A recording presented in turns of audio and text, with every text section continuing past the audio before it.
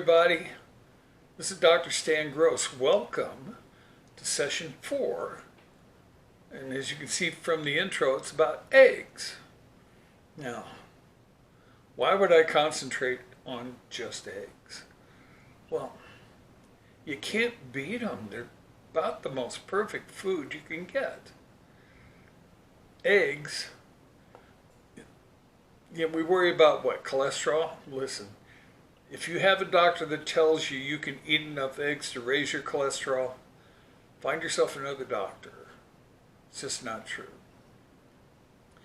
Each egg offers 5 grams of fat. Most of that good fat.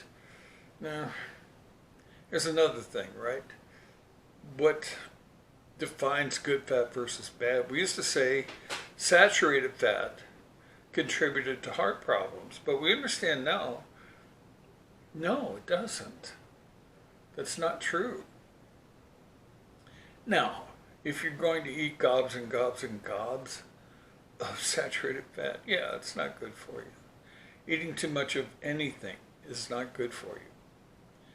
But our body utilizes both saturated and non-saturated fats to produce lipid and lipid chains in the body that support the nervous system.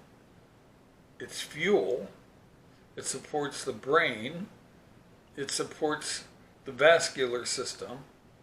It helps with cellular health, the phospholipid layers that we see in the mitochondria and also in the nucleus. All of these things require fat in our diet. And if we find a healthy source, like eggs, we should take advantage of it. It's a great source of protein, 6 grams of protein on average with 1 egg.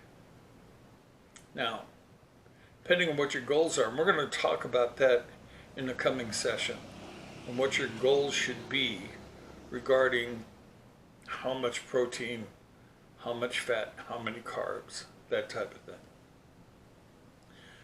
But 6 grams of protein in 1 egg, that's tremendous. And there's about a half of a gram, a little more than a half a gram of carbohydrates. Super. 78 calories per egg. So it's not high calorie, it's nutrient dense. It's also 147 milligrams of choline.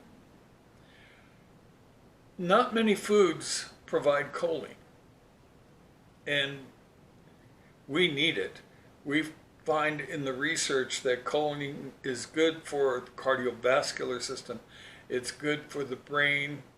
It's found to be lacking in people with Alzheimer's disease. It helps moderate cholesterol in the system, so that has to do with the liver. So it's healthy for the liver, it's healthy for the endocrine system, for hormones, because hormones require what? Cholesterol. And so we have to modify the cholesterol in order for conversion to healthy hormones. Estrogen, testosterone, aldosterone, progesterone. All of those things require cholesterol. And all of those things require choline for transference, for conjugation. Now, I know what you're thinking. Eggs can be boring. Well, without any imagination, everything's boring. Eggs are wonderful. Now, there are good ways, healthy ways to make eggs, and then there are less healthy ways. If you fry an egg, you're adding additional fats to it. You're hydrogenating the fats by heating them up. And so that's not the healthiest way, it's the fastest way probably. And if you just do it occasionally, it's not a big deal. It will add probably, 100 calories to your total. And it will add to your fat total. But you can poach them.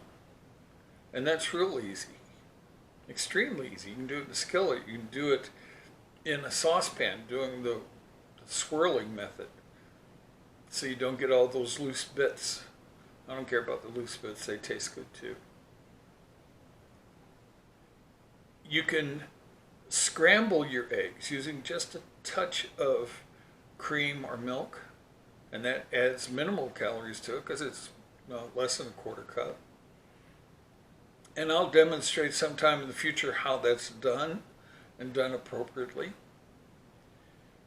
So scrambled eggs, what can you do with them? Well, I mean, if you add a little bit of spinach and some cherry tomatoes sliced in half and kind of saute them in the same butter, because I use butter with the eggs, because it's another, you got to use lower heat, and so it's nutrient dense as well.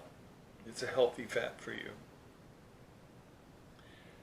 That adds more minerals, more vitamins, adds minimal calories to the count, and it makes it a little more interesting, doesn't it? You can add curry to the eggs.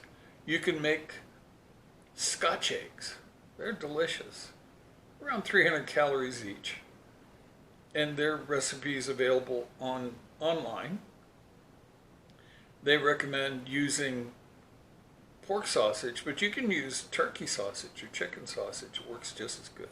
But then you got to deep fry it, right? So you're going to get the calories one way or the other if you do that recipe.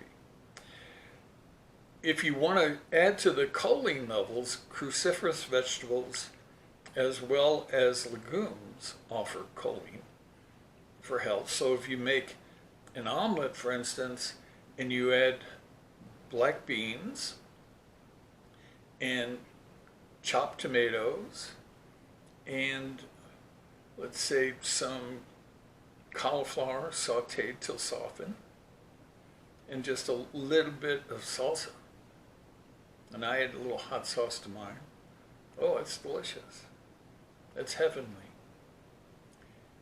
You can mix your eggs with rice, as it's done in many places in Asia,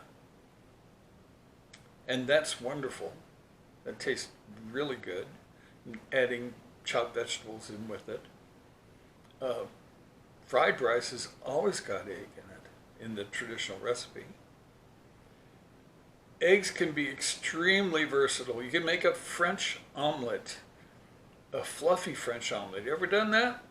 Well, recipe's pretty simple. You take 3 eggs and you separate the yolks and the whites. And then you whip the whites up until they peek out, they fluff up. Then you beat the yolks until they're lemony. And then you softly fold those together. You put them in a well-oiled cast iron skillet, and you put it in the oven.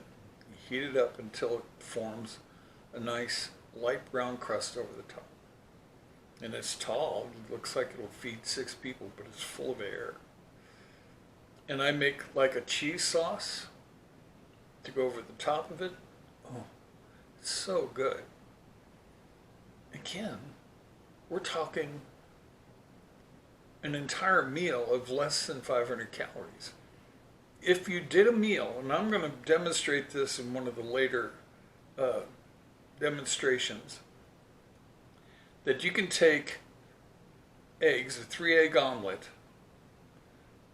cook it up with some veggies, and serve it on a bed of seared potatoes, which are microwaved first, or oven baked, then sliced, then just seared to crust on each side. So you don't have to use more than a half a tablespoon of oil. The whole meal is 770 calories. And it's filling. You reach satiety. So don't be afraid to experiment. I'm going to go over lots and lots of different recipes in the future. But I wanted to cover eggs specifically because of the nutritional value. They're complete food. They're food that you could practically live on. Now you'd be minus some of the vitamins and some of the minerals, you'd have to add some things to it. But if you had to survive, you could survive on eggs for a very long time. That's all I got on eggs. I hope you enjoy it, and I hope you enjoy some eggs. There's a worry about cost. Well, the most expensive eggs in the United States is in Hawaii. They're $10 a dozen there, maybe a little more. They've never been that high here. In fact, you can buy 2 dozen cage-free organic eggs for around $8.30. So if you think about that per egg, how cheap is your meal? No excuses. If you want to make them taste good, you can do that. Or they're just great by themselves. So get yourself some eggs. Get a little creative. Enjoy yourself. And we'll talk real soon. Okay? Thanks for watching.